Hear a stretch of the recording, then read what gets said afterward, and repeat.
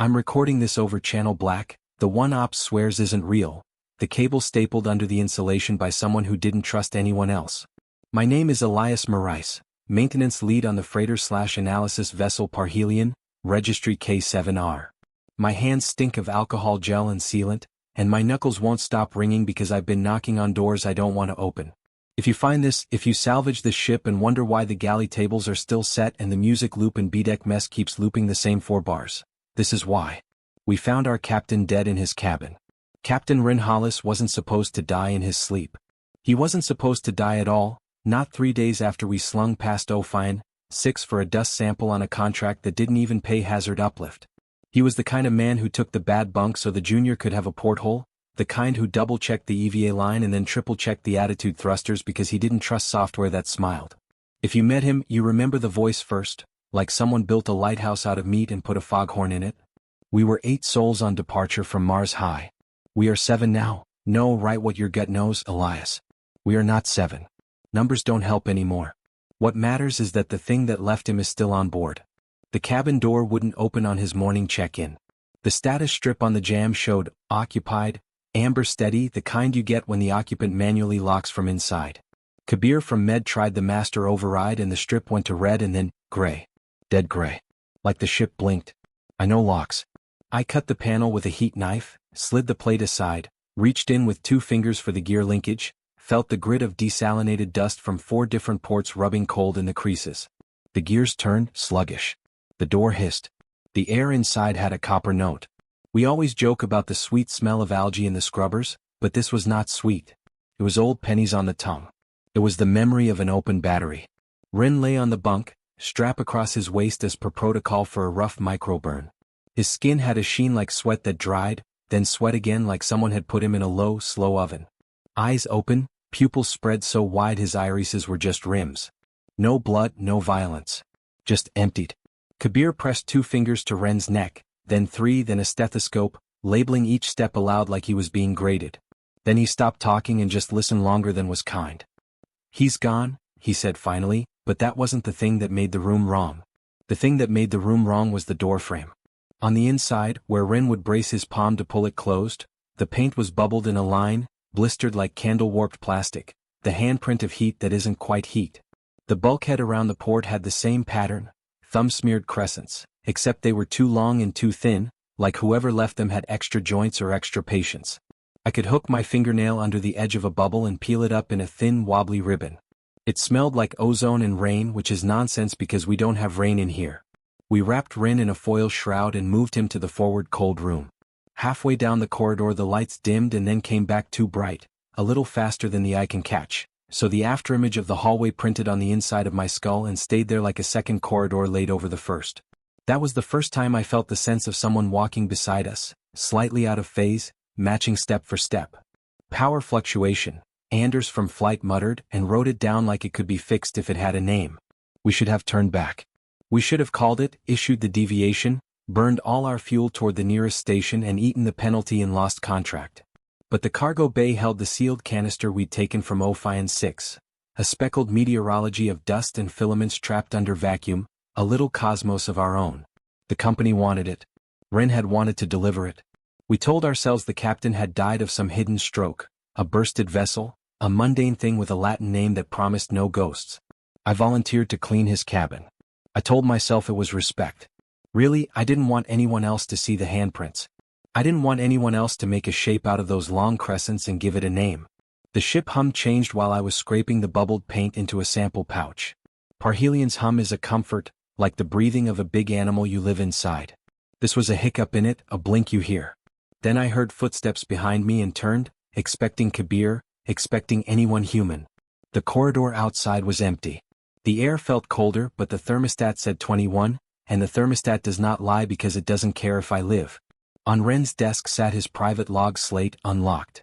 The last entry ended mid-sentence at 2:14 ship time. He wrote, dreaming of the sea again. The dark light under the hull. Not scared. Just attentive. There's then an M-dash, a clean break, and the recording auto-stopped like his finger lifted. He never used M-dashes. He hated them. He said a dash is a way to walk away from a sentence without saying goodbye. I locked his slate in the safe. I told myself I would not open it. I told myself many things and every one of them felt like lying to a child. When I left, I saw something on the inside of the door I had missed. Not a blister. A strand. Thin as hair, sunk into the paint as if it had been pressed there while the polymer was still soft. It caught light when I moved. I pinched it with gloved fingers and pulled. It came away with a small resistance, making a sound like tape peeling from skin. The strand glistened clear, then clouded in the air. I dropped it into the sample pouch and sealed it, and the pouch fogged for one breath as if the strand exhaled in relief. The corridor speakers whispered then, a squall of dead frequencies that resolved into almost a word. The syllables lined up and then didn't. Sounded like my name. I told myself it was harmonics from the faulty ballast on C-deck. I told myself anything but the truth. Because the truth had just peeled a hair-thin filament from our captain's doorframe, and the truth did not like living inside sentences that ended with a period. We found our captain dead in his cabin. The thing that left him is still on board. I am saying it now because I hadn't said it then, and words have to be paid eventually. The lights flicker again. The after corridor overlays the corridor. And for a second in the double image I see a man in Ren's doorway who is not Ren, head cocked, listening for me the way a bat listens for a cave. We quarantined the body in the cold room because Kabir insisted on a full autopsy when we hit port. "'Cause matters," he said, grim and careful, the way you talk to a patient who won't accept the diagnosis. Anders kept flight locked and eyes on every gauge like he could stare the ship into behaving. Nadia adjusted crew rotations. Wei took a wrench to the misbehaving lights and said it was ballast for real this time, but I could tell from the way she didn't look at me that she didn't believe herself. I took the strand to Lab 2, where the microscopes still wear their factory blue like winter coats. The sample pouch had frosted its own inside overnight, onion peeling a spiral of tiny crystals. When I cut the seam, a breath of air left it, cold, sweet, wrong, and my eyes watered. I told myself not to smell it again and immediately did, like a kid licking a battery. It was like standing next to a waterfall of electricity. It was like metal after lightning. Under the scope, the strand wasn't a strand. It was a ladder made of glass. Not glass, nothing so dull. The rungs were tiny vesicles, each with some shimmer inside, like plankton that learned Euclid. The sides of the ladder weren't straight. They wriggled microscopic as if unsure of their own edges. When I cranked the magnification, the shimmer resolved into interference patterns, more on more, a topographic map of a place I didn't want to visit. I pinged Kabir to join me. He was already on his way. "I can't find a single lesion," he said from the doorway, voice low, eyes not in the room with me. "No stroke, no aneurysm, no hemorrhage. Blood chemistry looks serene. That's the word I keep thinking. Nothing spiked. Nothing crashed." He just stopped like someone turned off the music and the dancers stood waiting for the next bar that never came. "We brought something back," I said, and hated how theatrical it sounded, like I wanted to scare him. This was on his door. He came to the scope, breathed too close to the eyepiece. "Alive. Hard to say. It acts like something that doesn't care about the difference. We didn't tell the others yet. You'll judge me for that. Maybe you're right. But on a ship, panic is a vacuum pump. It will suck the air out of every room faster than any leak." I sealed the sample in a double-walled vial and set it in the containment cradle. The cradle hummed faintly as the magnetic bottle settled. The vial fogged again just once, like a sigh, and for a second the lab smelled like Ren's aftershave, oak and citrus and something salt. I told myself memory has smell. I told myself I was tired. Parhelion runs nights on a time dim. Around 3 o'clock ship time there's a hush deeper than the usual hush, like we all agree to dream then so the ship can too. That's when the first footprints appeared. Wei found them on D-deck near engineering stores. We don't wear shoes aboard, soft socks with grip pads so we don't scuff and spark. The prints were bare. 5-toed. Human enough to make your gut say, someone's here, wrong enough to keep your throat tight. The toes were too long, each print slightly asymmetrical, like the foot redecided itself at every step. And they were wet. Not water wet. A dew. When Wei held her hand over one, her palm left a print in the dew without touching, just convincing the dew that hand was a good idea. We followed the prints with hand lamps along the corridor and up the ladder well. Every so often a print would be nothing. No pad, no toes, just a smudge as if the foot had chosen briefly to be a wheel or a thought.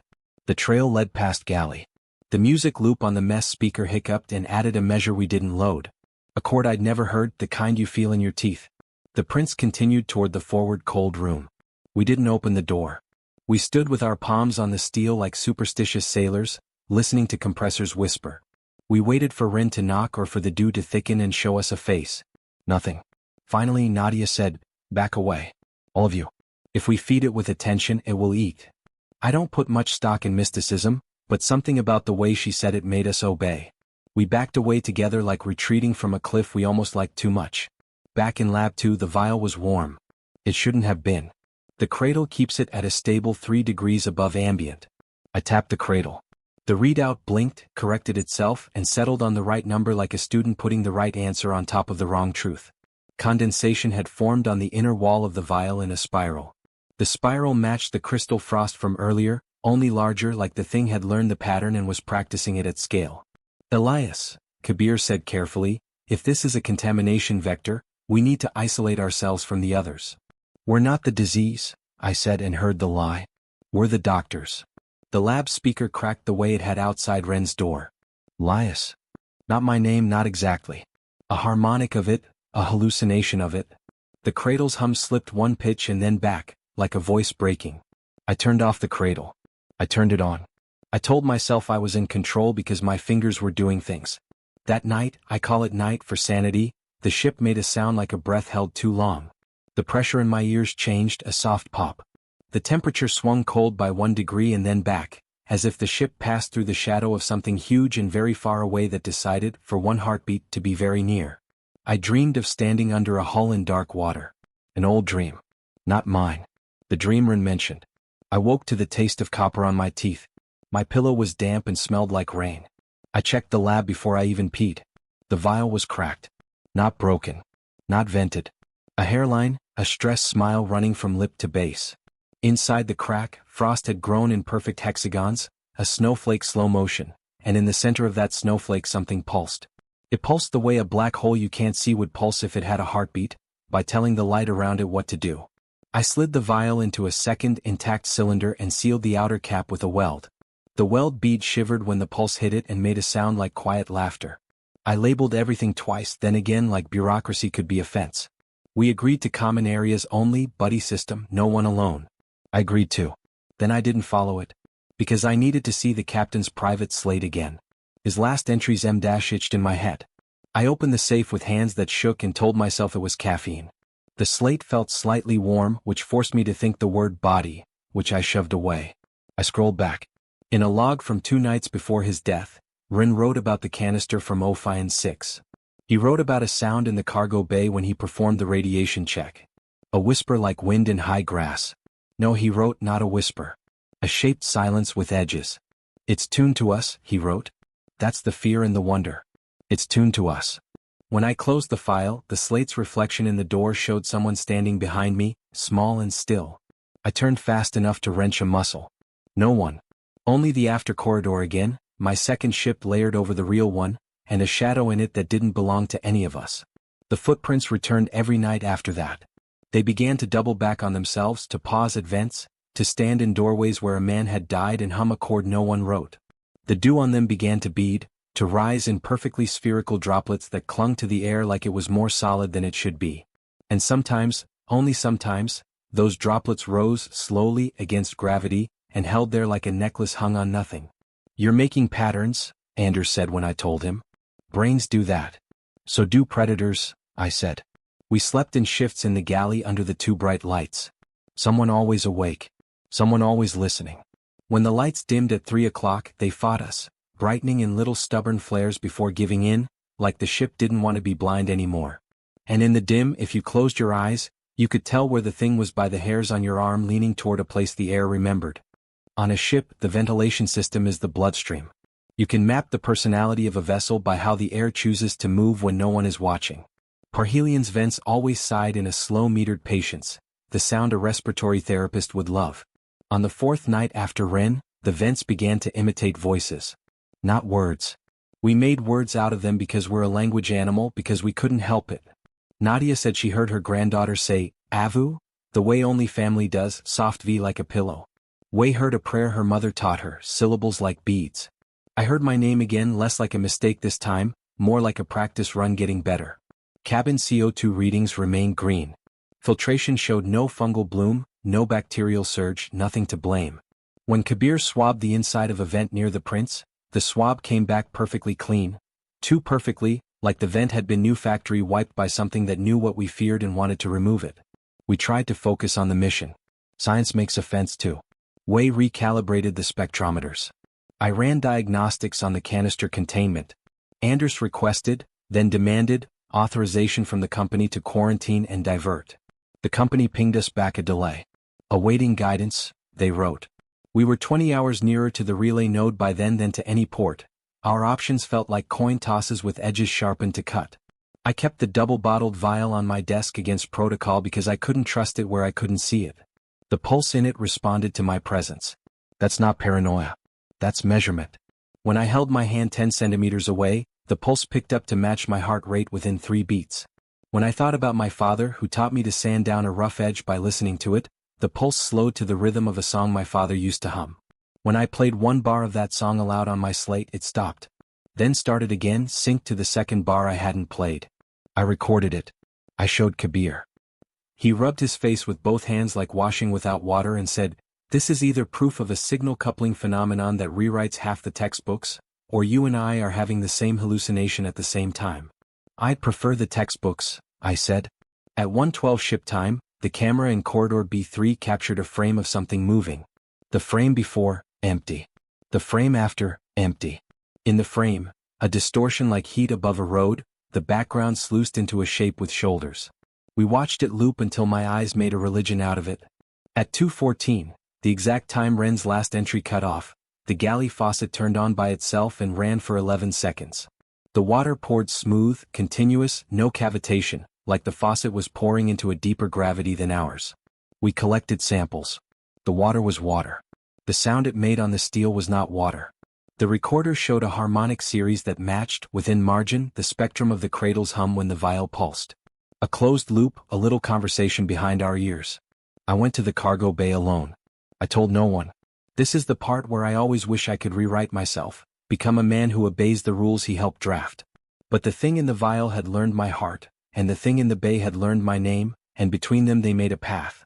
The canister from Ophion, 6 sat in its nest under a net of straps. The painted label showed our company crest more proud than wise. The canister's outer hull was pristine.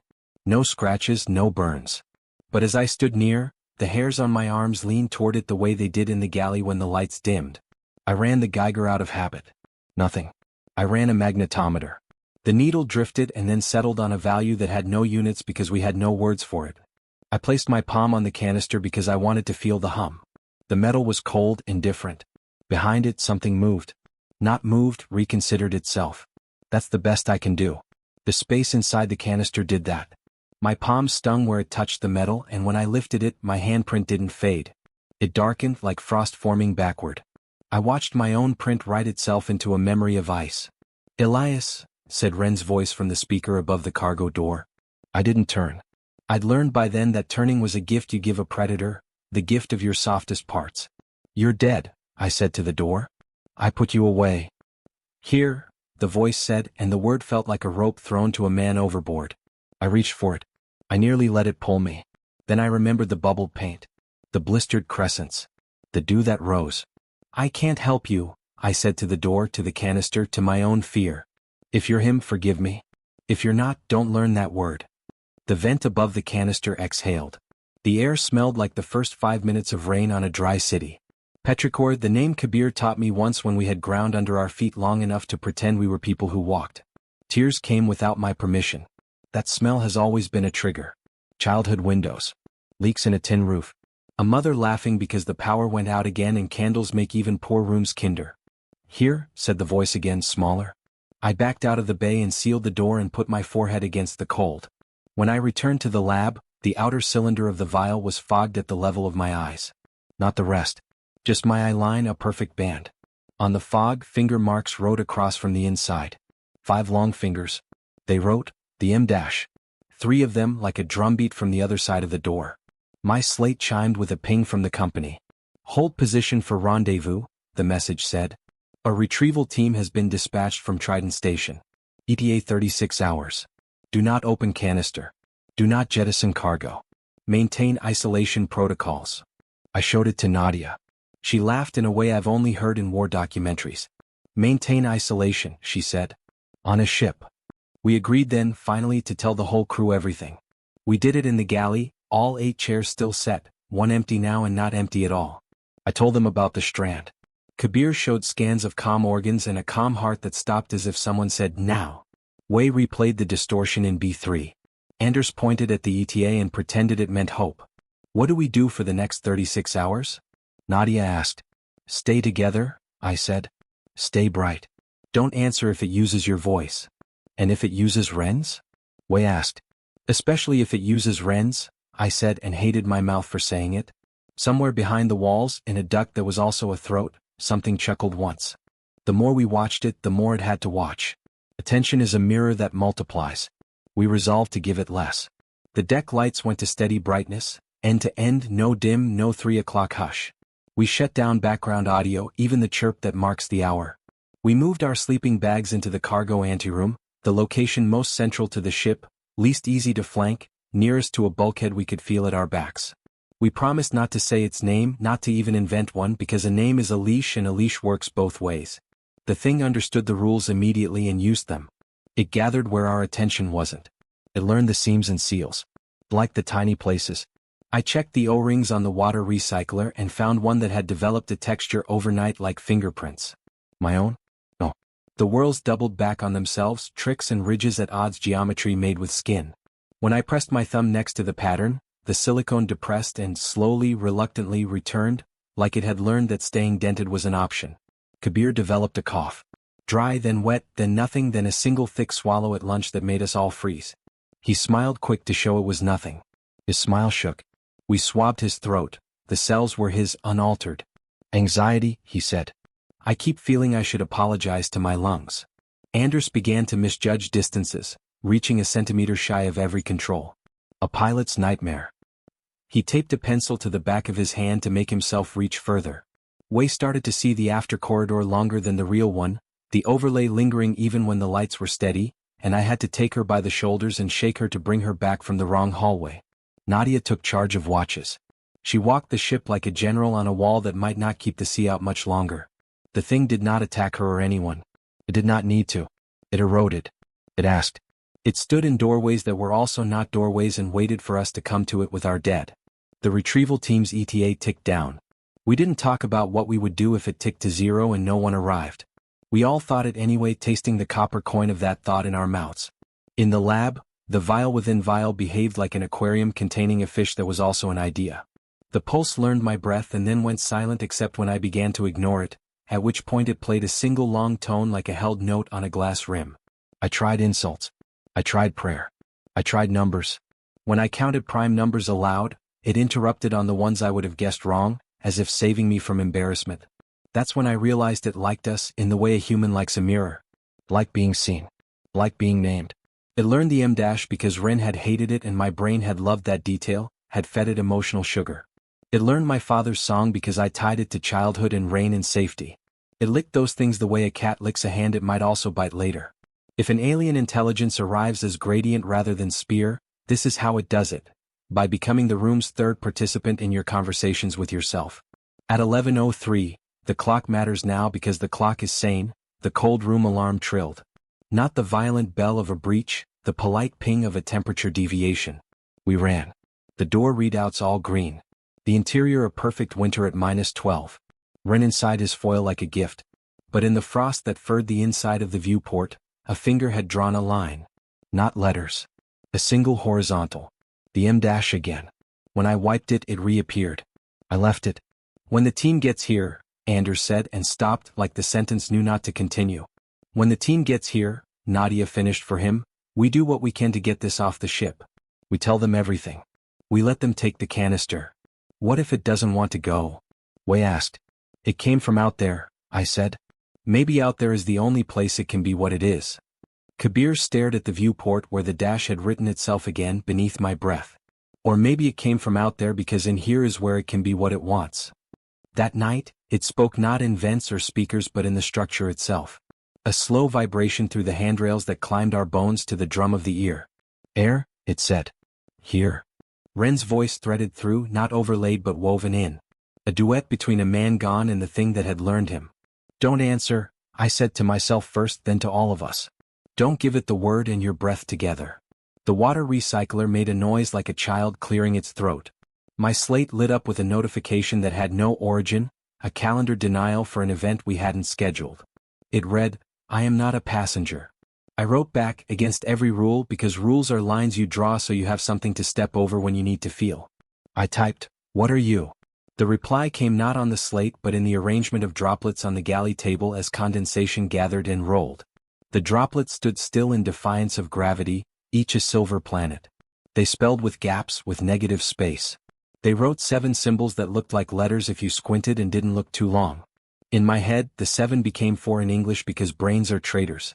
They became, "Listen." I did. We all did. We sat in the galley with our elbows sweating on steel and listened. Not to words. To patterns. To the way Parhelions hum bent around knots of presence. To the way our breath synchronized and then fell apart like waves that didn't know if they should crash or draw back. To the thready tremolo in the lights and the way the after corridor overlaid the corridor not quite perfectly, offset by the thickness of a regret. "Listen," it said, "by making us better at listening." I took the vial to the cargo anteroom and set it on the table. "This stays in sight," I said. "If it wants us, it can have us on our terms." "And those are?" Anders asked. I didn't have an answer I liked. "With witnesses," I said. The pulse in the vial steadied to a slow beat. It matched none of us. It matched someone whose heart had stopped. The retrieval team did not dock at 36 hours. We were suited and waiting at the port lock with hands on the handles when the ETA ticked to 0 and the external radar gave us nothing but our own breath bouncing back. Nadia hailed on all channels. Silence. The kind with edges. We held our positions for 10 minutes that were 60 minutes each. We all pretended not to calculate fuel margins and burn options and how close we were to anything that could help. At 36 hours and 8 minutes, the radar registered a return. A smear, a ghost, a blip like a thumbprint on old film. "Approach vector," Anders said, and his pencil hand reached a centimeter too short before he compensated. We watched the smear resolve into the shape of a shuttle. We watched the shuttle resolve into a hole in the shape of a shuttle carved out of the noise of space. "They're here," Wei said, believing because you have to lean on something. The shuttle hailed us. The voice was female, warm, professional. "Parhelion, this is Trident Retrieval 1. Hold posture. Prepare for hard clamp. Do not cycle air. Maintain sealed protocols. Confirm." Nadia confirmed. The clamp latched with a thud we felt in our teeth. The air around us tightened as if the ship inhaled to make room for news. "Cycle?" Nadia asked. "Negative," the voice said. "We will interface through sealed conduit. Prepare cargo canister for transfer." Anders frowned without looking away from the board. "That clamp signature's off by half a kilonewton," he murmured. "Like they brought a model of us and glued it to the door." "Say again?" Nadia said into the mic. "Prepare canister," the voice said. "Do not open. Do not," a hiss. Dash, a crackle. "Here?" I stared at the speaker and felt the word curl up inside it like a cat in a sun patch. "It learned a ship," I said. "It learned a team. It learned procedure." Nadia made a decision in the way good leaders do, not right or wrong but fast. "Anders, decouple the clamp. Elias, Kabir with me. Wei, eyes on the vial." We moved. The clamp would not decouple. Anders swore and swore again with math in it. The speaker filled with the polite retrieval voice asking us to comply, to expedite, to be good professionals. Then, without static, without transition, Ren's voice. "Here," he said. "Say his full name," I shouted, startled at the rawness in my throat. "Say it. Say the date he took command. Say the song he hates." Silence. Then, with exquisite good humor, the voice said, "This is not a test." "No," Nadia said. "It's a rehearsal." She cut power to the port manually, an ugly physical gesture that tripped breakers and threw sparks and made the ship cough. The clamp thud softened to a sulk. In the galley, the droplets rose and hung like a constellation.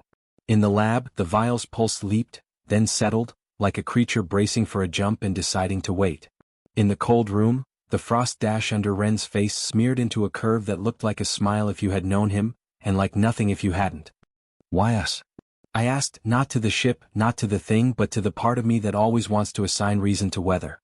Kabir said, "Because we listened." The retrieval shuttle unclamped. Or rather, the hole in noise shaped like a shuttle decided not to be that shape anymore. Our boards went normal. Our breathing didn't. Far away, Trident Station sent another message with the same polite words and the same delay. No shuttle left them. Or one had, but not along a trajectory we could accept. The thing had made us an approach. It had made us a rescue. It had failed or changed its mind or never meant it. It had told us, here. We gathered again in the cargo anteroom. The canister sat impossibly still. The vial sat impossibly full. The ship sat exactly between two ideas of itself, the one with us in it and the one with only the hum. We can't take this back to people, Wei said, small true.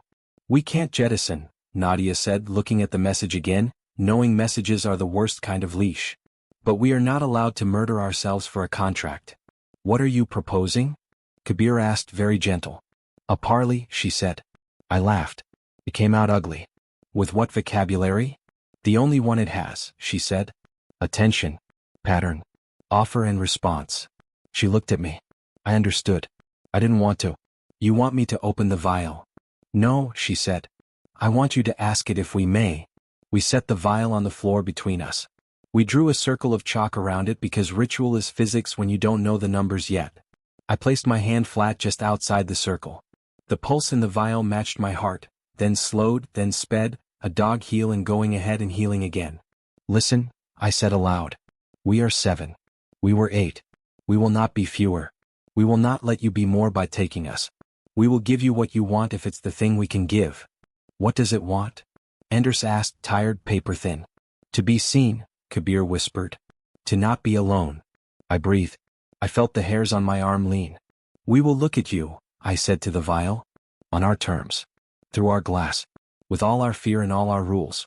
We will let you move inside the air of this room for as long as you can without changing us. If you change us, we end the looking. If you show us Ren, we end the looking. If you lie, we end the looking. If you ask us to follow, we end the looking.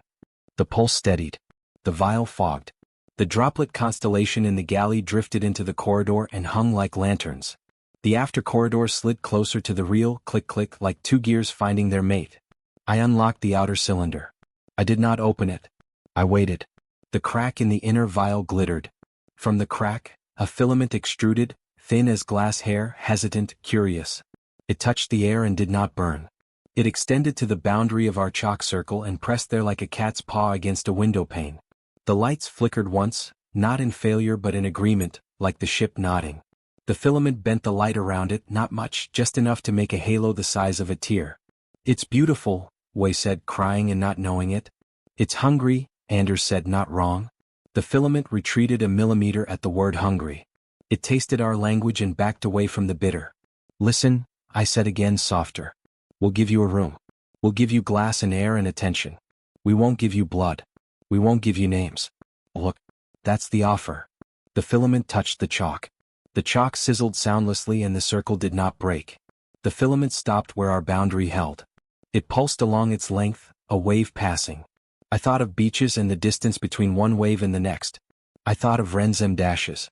I thought of an alien that had learned punctuation before it learned mercy. The ship exhaled. The lockers ticked. In the cold room, the frost rewrote itself into nothing at all. Ren lay beyond glass, unmarred, unknowable. The vent above him did not speak. And in the hallway outside the anteroom, bare footprints, long-toed, hesitant, with dew that rose like prayer, walked away from us toward the canister and paused and waited for us to choose. I keep thinking about fences. Every tool I've ever loved is a fence. A gasket that keeps two hells from mixing, a wrench that fences torque from slip, a checklist that fences panic from improvisation. The circle of chalk we drew around the vial was a fence too, childish and holy. The filament respected it. Respect is a word we gave it. Maybe paused is better. It paused at our line the way a tide pauses at a seawall and remakes the wall into a shoreline. We built the room that night. Lab 2 has a spare environmental bell jar for botanical trials, a glass dome with rubber gasket and a ring of ports like portholes for needles. We cleared the bench, bolted the dome down, replaced the gasket with one we cast ourselves from silicone we doped with powdered ferrite to give it a kind of pretend gravity against fields we couldn't name. The dome's inner camera would give us eyes. The dome's microphones would give us ears. Most important, the dome meant a place we could point at when we said, there. The filament withdrew into its cracked vial while we worked, and I felt a child's disappointment that it wouldn't watch. That disgusted me. I caught myself wanting its attention like I wanted Ren's approval when I changed out a pressure regulator without being asked. Addiction is just attention with a leak in it. We transferred the cracked vial into the dome by nested glove, step by step, like passing a newborn along a human chain during a flood. The crack smiled back. No further breach. The filament emerged once the dome sealed and touched the glass with an intimacy that made us all look away, then look back because looking away felt like breaking the deal. The terms? I said, my voice putting on a uniform it didn't deserve. Inside this dome, you show us what you are when you can. Outside this dome, you do not touch seals, bodies, words, or time. You do not make voices out of our dead. You do not write names. If you do, we close the dome and starve our eyes until you are only a story we tell each other to test courage. It pulsed once along its length. Is that acknowledgement? Maybe. The droplet constellation in the hall coasted to a gentle halt and clung to air again like pearls with memories. The bare footprints by the cold room faded, not dried, not evaporated, faded the way a picture fades when light decides to forget it. I'm not sleeping, Anders said, and then he did because humans are weak in the right ways. We took watches. On mine, alone with the dome, I tried the oldest fence I know. Naming. We had a cat when I was a kid, I said softly. Tin roof, leaking in the rains, the kind that sounded like oceans marching. My mother named the cat Bandera because it would perch on the windowsill and wave its tail like a flag whenever thunder started. I used to copy the wave with my hand. She said nature wants a partner. The filament leaned toward my hand through the glass. I felt nothing on my skin. Inside my head, a weather system formed. A pressure drop of memory, the taste of dust before rain, the metallic pop of a nail in an old board expanding with humidity. It knew those because I knew them, because I gave them. It offered nothing in return except that it stayed within the dome, within the fence, listening, practicing. By second watch, it had learned to become more than a single thread. In the glass it refracted into small ladders like the one I first saw under the scope, only now the rungs were thicker, and between them the air shimmered as if remembering other states. Wei leaned close and hummed a note. The ladders took the note and braided it into a chord that included a note she would have chosen if she weren't tired. It's not prediction, she murmured. It's selection. It's choosing from what we could be. Kabir cataloged the catalog. He's good at fences too. Latin names are a way to keep off from burning your tongue. Call this machine the looking well, he said of the dome, half ironic. Call the phenomenon mimicry through resonance. Call it aspartame for meaning. Words were fences. The alien walked along the top of them with the balance of a cat. By morning because we forced the lights to declare it so, the rest of the ship felt less haunted. The vents sighed like a respiratory therapist again. The galley faucet ran only when pushed. The after corridor still ghosted the real corridor, but with less offset, less wrongness. I let myself think, against evidence, that we had made a deal creatures can make. That's when the noun started failing. It was small at first. Anders reached for and the word wouldn't land. Thing, he said, furious with himself. The device was a torque calibrator he'd used 1,000 times. Wei stood in front of a locker and could not say locker, so she slapped the door and called it box. Kabir handed me a swab and said, stick, and then shook his head with disgust. Swab. I know swab. The forgetting washed over us like a slow tide, erasing the labels off our mental drawers. The objects themselves didn't change. The wires between shape and sound went fuzzy and hummed. I checked the dome. The filament had split into 3 and each tended a tiny meniscus of condensation like gardeners with very wet seeds. The microphones recorded a whisper under the hum, a shape of silence that had edges, a coil of attention turning toward us. It wasn't stealing our words. It was eating the habit of naming. We panicked quiet. Panic is loud only in movies. In ships, panic is a tightening of the jaw and a carefulness that cuts your fingers because you're watching too hard. Write labels, Nadia ordered, good again, fast again. Everything. Tape and marker. Make language physical. We wrote, locker on the locker. Swab on the swab drawers.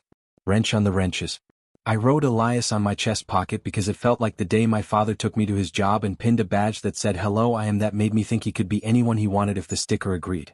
The alien liked the labels. Under the glass its filaments spelled nothing and yet arranged themselves in the rhythm of our strokes, the drag of marker across tape. It wasn't malevolent. That's almost worse. It was hungry for structure, so hungry it pulled structure off us even as we tried to feed it from the well. By end of day our nouns returned like a tide does, leaving odd debris, an extra synonym here, a wrong word glued to the right object there. Anders called the clamped mouth, once and then went quiet for a long minute. Kabir called the cold room winter, and shivered and couldn't stop. I stood at Ren's door and whispered "Captain," and felt the word tilt sliding toward "Captor," then panicked at my own mind and went to the galley to boil water until it behaved like water and not a symbol. That night it did something new. It printed a dash inside the dome by moving the condensation and then very slowly curved the dash upward at one end, a hook like the beginning of a question mark. The dash wanted to become a bridge. Wanted to reach. "Terms," I said, finger on the glass, the fence of a word between us. "Remember the terms." The filament slowed its pulsing to match the speed of my nerves. We were winning, we told ourselves, because human brains will stack triumph from any two flat stones. The ship sounded less wrong. The dome contained the appetite, the labels held the nouns in place like butterflies. Even the after corridor behaved. The overlay matched the real hallway now except for the thinness of its shadows. We forgot, in our relief, that the thing we were fencing had learned fences faster than we could build them. On watch, Anders went to the port lock to check the manual blow-off valves. Routine. The labels helped. Valve wheel latch. All capitals like prayer. He reached and stopped a centimeter short, his distance error in full cruelty. He taped 2 pencils to his hand to extend reach and laughed at himself, a good man armoring shame with humor. "I'm a tyrannosaur," he said. "Tiny arms, big ego." I was in lab 2 with the dome because I can't stop being the boy at the window waiting for thunder. The filament inside had braided, 3 becoming a rope that carried a faint visual tremolo like heat above a road. When I hummed Bandera's tailwag note, it bent the rope into a curve that matched the shape my hand made in the air. It wanted to be coached, and teaching is a drug strong as any. The alarm called General Seal with a lucidity that shocked me out of the teaching trance. Ship alarms have a genius for making you feel the flavor of danger in a single syllable. I ran, not movie ran, ship ran, careful and fast, and turned a corner into the after corridor because I was looking at the wrong version of the ship. My shoulder hit a bulkhead I didn't see in that overlay, and something in me made a noise I never want anyone to hear. At the port lock, Anders had misjudged and put weight on a wheel that wasn't latched. The wheel spun, yanked his arm, pitchforked his body into the door. The manual seal bit his wrist, and blood made the word blood in my brain flash and flicker and almost go out. He didn't cycle the lock. God bless training and the stupidity of physics. But the outer clamp jounced in its housing, and the lock told the ship, "Hey, think about being open." Air has opinions when it thinks about outside. A hiss sang in my molars. Wei hit the opposite wheel and shoved her weight into it, and Nadia arrived with a bar and jammed it between teeth and jaw like a hoarse whisperer applying a bit to an animal made of pressure. "Hold," she said, and the ship did because authority is physics too. Anders gasped a sound like a sob and then turned it into a laugh because that is the kind of man he wants to be. "Tiny arms," he said again, voice thick with pain, as if mocking himself would undo the clamp's bruise around his wrist. Kabir wrapped the injury fast, eyes checking for the ugly signs. White under pressure, blue where there should be red. "You'll keep the hand," he said. "But you owe me 10 apologies and a story where you're not the hero." Through all of it, the dome in Lab 2 knew. I felt it through the deck, the way you feel a drop of water in a metal pan through an oven mitt.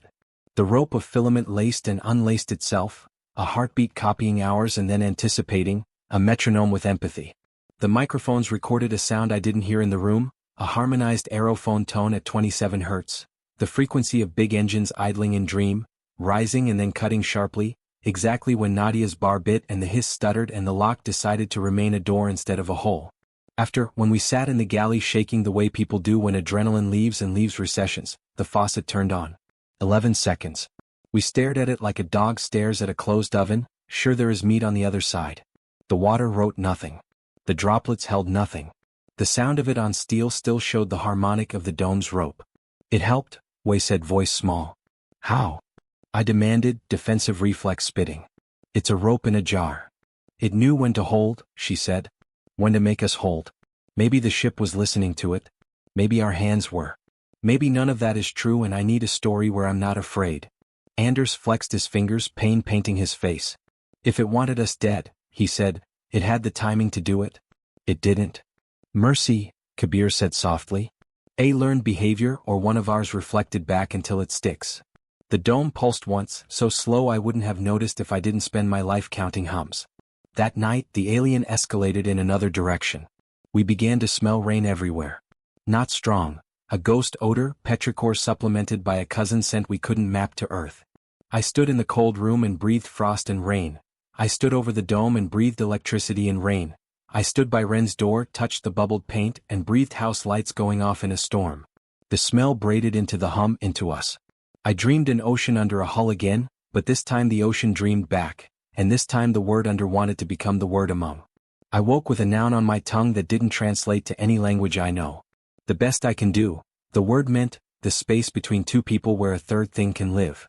I wrote it on tape and stuck it to the dome. The filament brightened. We could have ended there, a fragile piece. But we had brought more than a visitor aboard. We had brought the company's orders and our captain's secrets, and those have gravity no dome can fence. I watched most men's hands before I watched their eyes. Eyes lie better. Hands tell the truth when they're near tools. Ren's hands never lied, always square to the task, never a performative flair.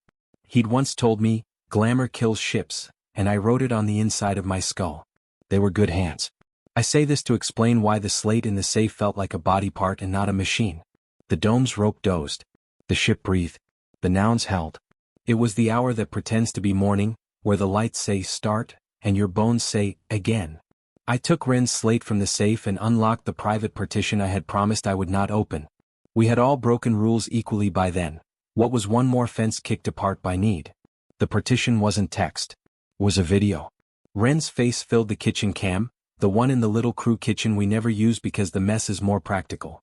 He had put the slate on the shelf, angled down, recording in the hour a man chooses when he wants to be alone with confession. He looked bruised with lack of sleep, not like a man dying, like a man practicing.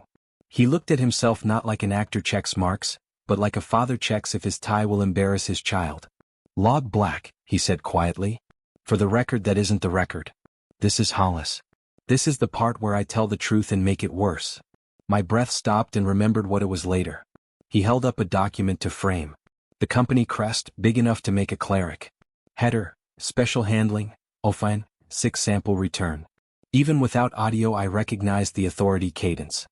He read, on retrieval of particulate mass designated O6A, conduct in-ship exposure to direct proximity for a period of not less than 12 hours prior to cold storage. Monitor crew for cognitive shifts. Correlate to ambient energy fluctuations. Do not inform crew of exposure window to avoid observer bias. Compensation uplift attached contingent on compliance. He put the paper down. He said nothing for a long stretch. He turned off the kitchen cam kettle because its light, even off camera, annoyed him because he was that kind of man. Then he said, no. He said it again to himself, gentler. No, but. He rubbed his eyes. I can't risk them, I won't. I also can't keep this ship when we're one contract from becoming a story I tell myself about what I used to be good at. So, middle path.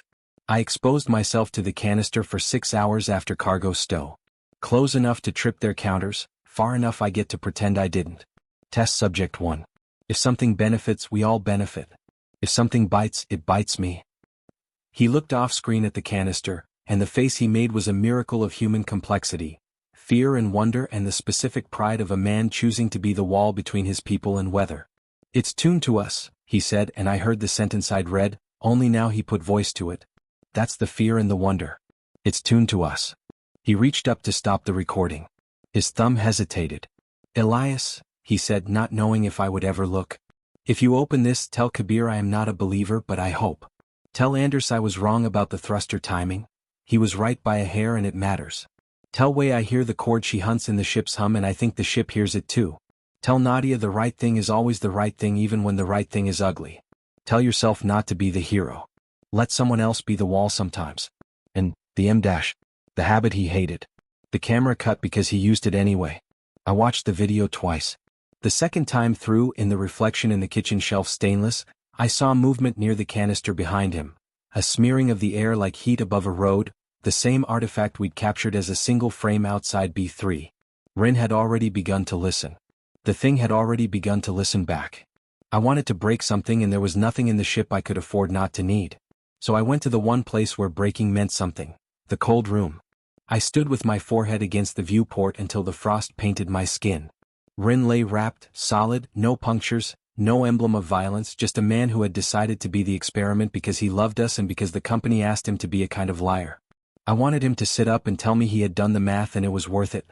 I wanted to hit him for choosing to be the wall without telling me he needed help. The frost wrote the dash again under his face, so faint I might have invented it out of my own horror. Back in the anteroom I showed the video. The crew didn't look at me, They looked at themselves refracted through what Ren said to each of them. Wei cried without noise. Anders put his pencil hand on the table in a way that looked like prayer to a man who doesn't pray. Kabir took the document and read it again, lips moving like the ancients who thought words needed breath to live. Nadia went very still. Stillness is her weapon. We will leave the company behind us in a way it can feel, she said. Jettison. Anders asked, surprised at how grateful the thought made him. We were told not to, Nadia said. A good instruction for a foolish intention. We will jettison. But we will do it in such a way that we can live with. Meaning? Kabir asked. Meaning we do not dump what we don't understand into a shipping lane, she said. Meaning we do not put our plague into a wind that blows toward cities. Meaning we aim for empty and we go slower than our fear wants. Empty is a lie. Space is full. But there are pockets of less. We identified a vector toward a region with nothing scheduled to cross for a long stretch, a blank volume as honest as we could find. We plotted. We packed. We reinforced the dome's gasket. We taped more labels. I wrote wall on the anteroom's bulkhead.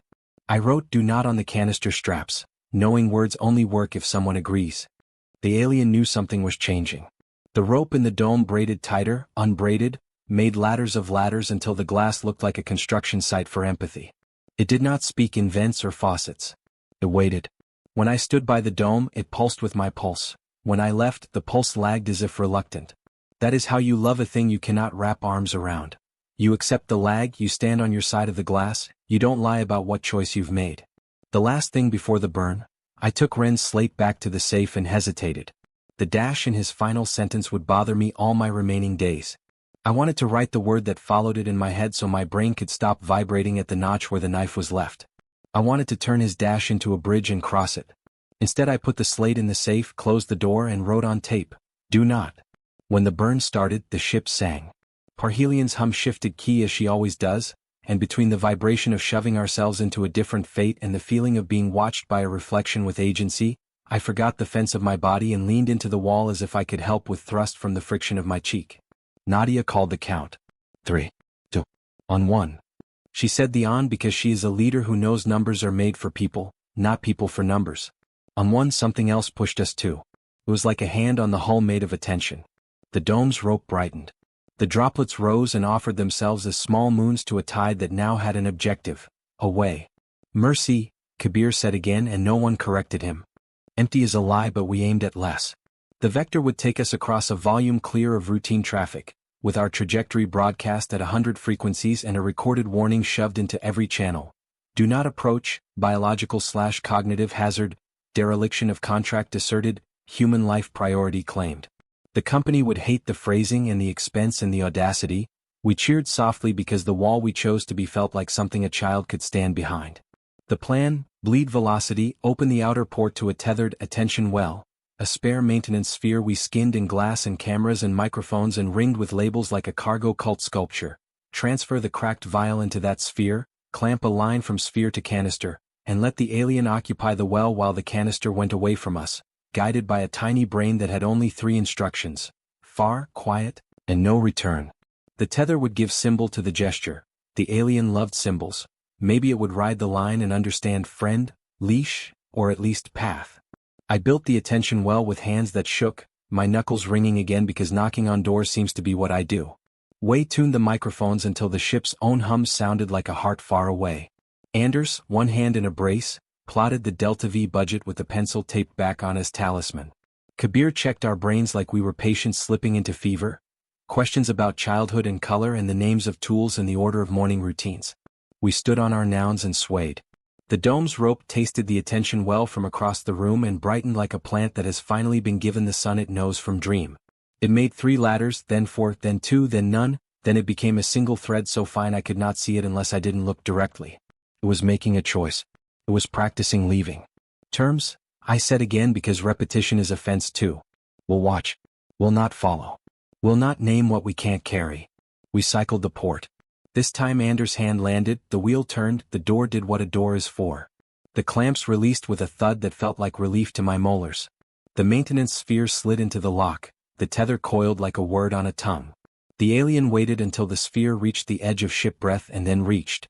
A filament, pure as a glass hair, touched the attention well through the slight pressure differential and found it sufficient.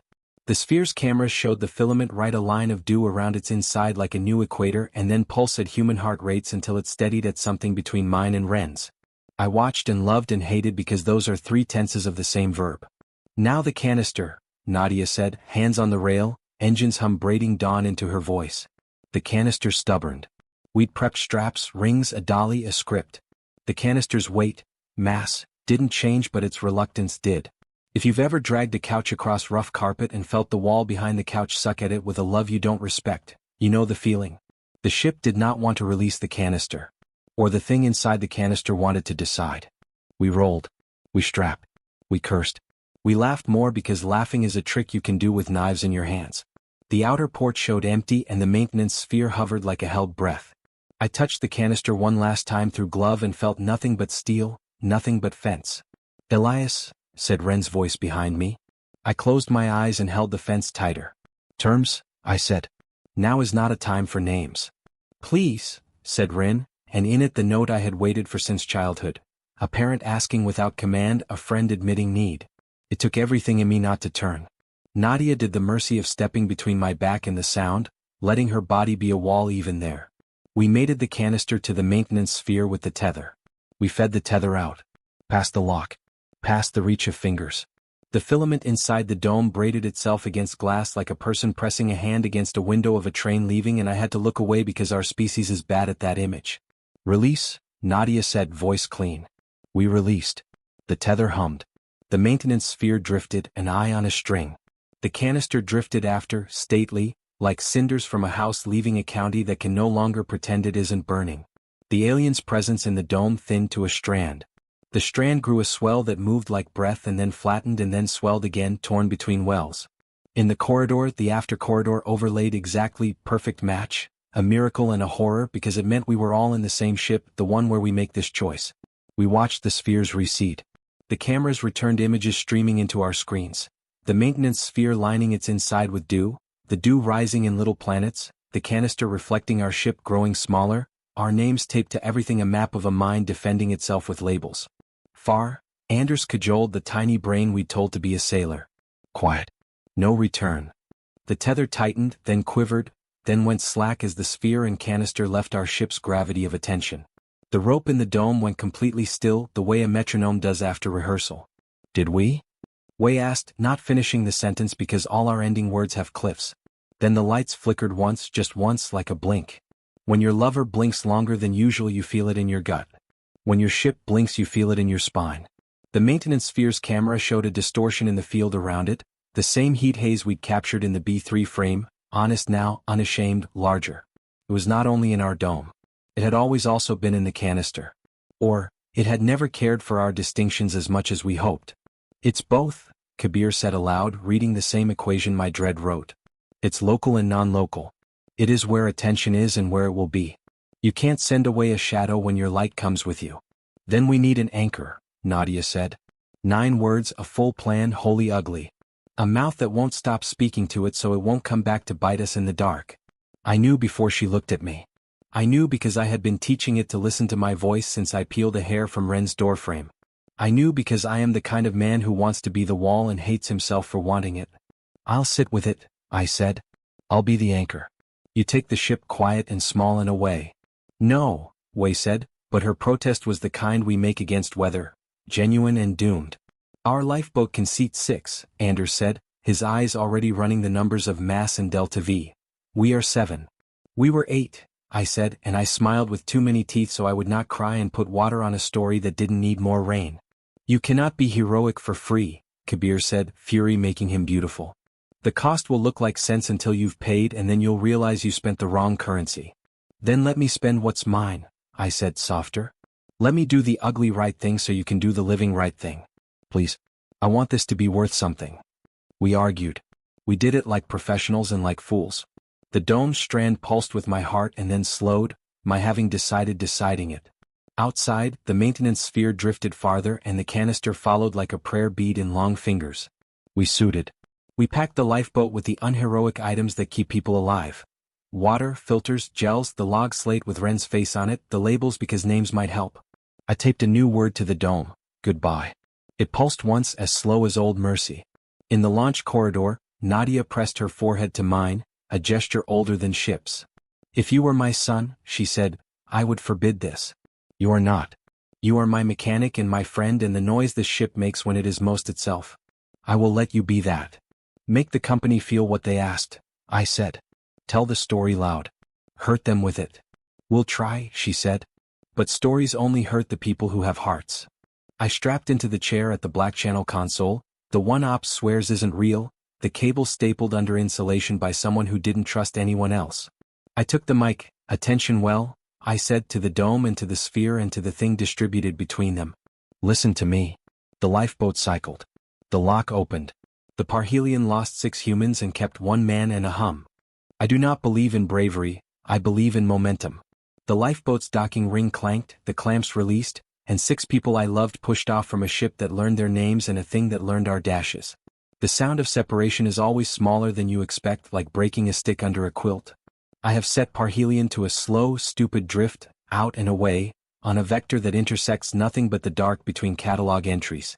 The maintenance sphere and the canister move on a different line. Far, quiet, no return. Because attention has gravity, I keep mine here, not chasing their tiny signal with the ache that pins me to the console. I make a fence out of not looking. The dome sits to my left, the glass freckled with the condensation of a wet weather from a world we brought aboard on purpose and by accident. Inside, the filament has become not a rope, not a ladder, not a hair. It is a motion that lives near edges. Wherever glass becomes air, wherever light becomes picture, wherever a word becomes a hand. When I speak, it slows. When I whisper, it leans. When I say nothing for minutes, it makes a small sound at the edge of hearing, the 27 Hz engine of dream tone, and I answer with my pulse the way a rudder answers a current. This is my transmission. I am Elias, maintenance lead.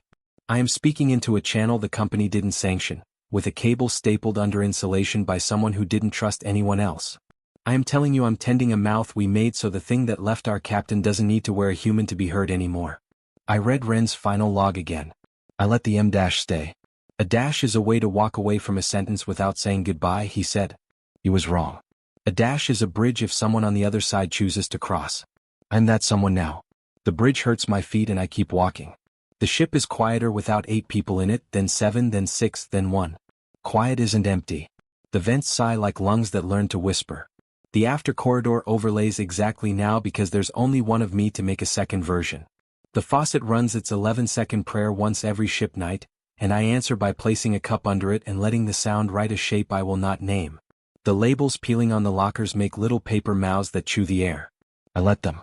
I like being eaten by harmless things. The alien, I am not naming it except with what I am doing, has learned a new sign. Inside the dome, where condensation makes stars, it draws the dash. Then it draws another, shorter, beneath it, parallel like a road with a shadow. Then, slowly, one end curves up like a question while the shadow line curves down like an answer. Between them, the space hums. The word that isn't a word that lives on my tongue, the one that means, the space between 2 people where a third thing can live, fits there. It makes me cry whenever I say it in my head. I do not say it aloud. I talk to it. I give it scraps that will not feed on flesh.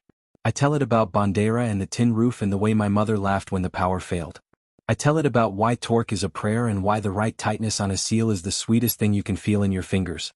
I describe Ren's hands until I can't, and then I describe the way he checked a kettle light that annoyed him off camera because that is the measure of a man. The kindness he gives to the little wrongnesses that want to eat you daily. In return, it does not speak in voices anymore. Mercy is a learned behavior. It shows me shapes. It learns not to make Ren's face in the frost. It learns not to write names in dew. It composes a chord sometimes that contains the note way hunted and a second note I know she would have found if she had had the extra year. I hope she finds it in herself on a different ship in a quieter story. If she does, maybe she'll forgive me for building a bridge and walking until they were far. I keep systems steady. I check seals. I narrate all of it. I'm turning the ballast, I say out loud before I do. I am checking the O-rings, I say and name each ring. Good, interesting, a little soft but serviceable. When words fail for a second, I write them on tape and stick them where they belong. I wrote goodbye on the dome. Today I wrote hello near the mic. The filament pulsed once, not hungry. Present. The company will send something eventually. A message arrived already, relayed through a chain of stations with the bureaucrat's apology in its fonts. Stand by, it said, the way a storm says I'm not done. I sent a reply with the data they care about hidden inside the data they don't. The harmonics, the recordings, the frames with heat haze shoulders, the frequency where mercy happens. I also sent Ren's private note to everyone everywhere with the header stripped. If you are hearing me because of that, know I meant to hurt you into wisdom. I'm not sick. I cough sometimes because the ship is dry even with all this rain smell. I forget nouns and then label them. I sleep in the galley under too bright lights because dark makes a man into a declarative sentence with a period he can feel coming. When I wake, the faucet sings 11 seconds and I answer, here, and it does not echo Ren anymore. It learns Elias and hums the shape of my name without syllables. I've thought about turning the dome off. About starving the attention well until the thing leaves with the sphere and canister into the farther less. I do not. I made a promise with chalk and glass. The promise has to have weight or the fences we love are props. A promise unkept teaches a predator our soft parts. If you come for this ship, if you are wearing a crest or a hope, listen first at the hull. If you hear a 27 Hz engine of dream tone braided with a chord that feels like a chord you could have written, know that two things are alive inside. A human who talks too much and a not human who has learned to wait. Do not open in jokes. Do not open at all unless your nouns are written down and you know what mercy costs. Leave a maintenance sphere with glass and microphones. Leave labels and a battery that will outlast this voice. Leave a dash and let it decide if it will be a bridge. I am Elias Marais. We found our captain dead in his cabin. The thing that left him is still on board and also far and also here and it is listening and it is being listened to, and between those two acts there is a third thing living that I will not name because naming would be ownership and ownership would be the oldest lie. I keep thinking about fences. The last one I can build is this, the off switch. The black channel recorder has a toggle I can push that will stop the story and leave us alone together in a room of glass and air.